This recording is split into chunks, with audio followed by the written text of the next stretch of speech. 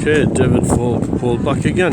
I'm going to start this video by just looking at this square onto this Tjalk, which I just took a little shot of in the previous video.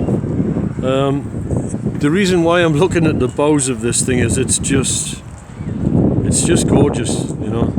People with ADHD, we're not autistic. I've got ADHD, but we do have a fascination with certain things. Some things interest us, and I all my life have been fascinated with boats. I'm just a complete boat nut, but the shape of them, just everything.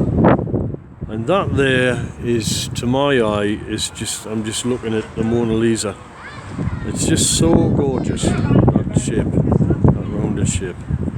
So there's that Tjalk I was looking at.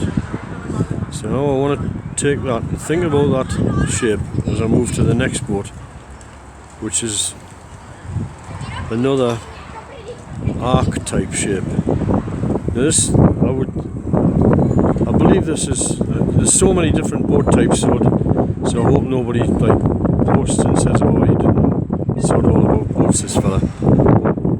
There's an arc type shape. Now the previous arc had a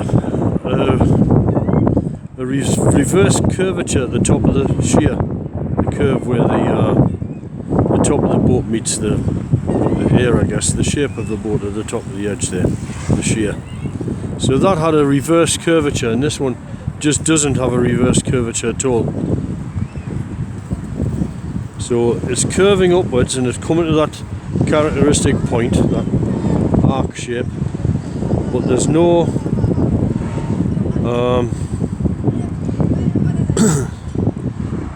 there's no counter curvature there to turn waves away. So I would think this is made for less rough water. But all the same, regardless of whatever, she is gorgeous. Just gorgeous. This place is just gorgeous. It's just full of really, really gorgeous boats. And sure enough, being Dutch, so you got the lee boards. Now these here lee boards, the modern yachtsman does not like these things, and they just they've never caught on. But there is no real logical reason why you should not have these things. There's quite an overwhelming argument in favour of having these on boats as opposed to the fixed keel below. You can have ballast below, but the fixed keel below has the problems of catching mud and debris and breaking and getting damaged and all kinds of stuff that can go on down there. You know, you can hit a really hard object and rip it off. With this thing, it just tips upwards, so you can take them up, and if you're sailing downwind you can lift them up and reduce the drag of the water on them and go faster. There just is no argument against these things as far as I can see. But what it comes down to is the modern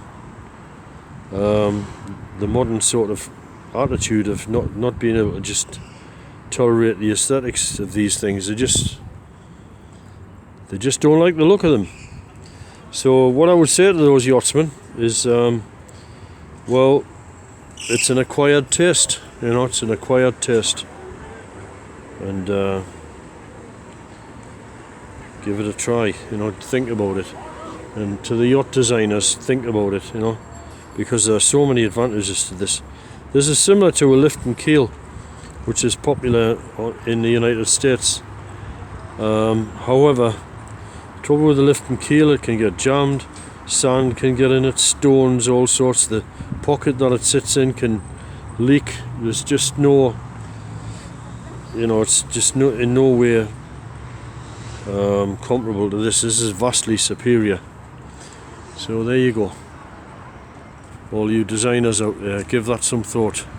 There was one American designer who incorporated the lee board in his designs. That was a guy called Phil Bulger, who was basically an extremely brilliant man, a sort of Einstein of boat design, unsung Einstein.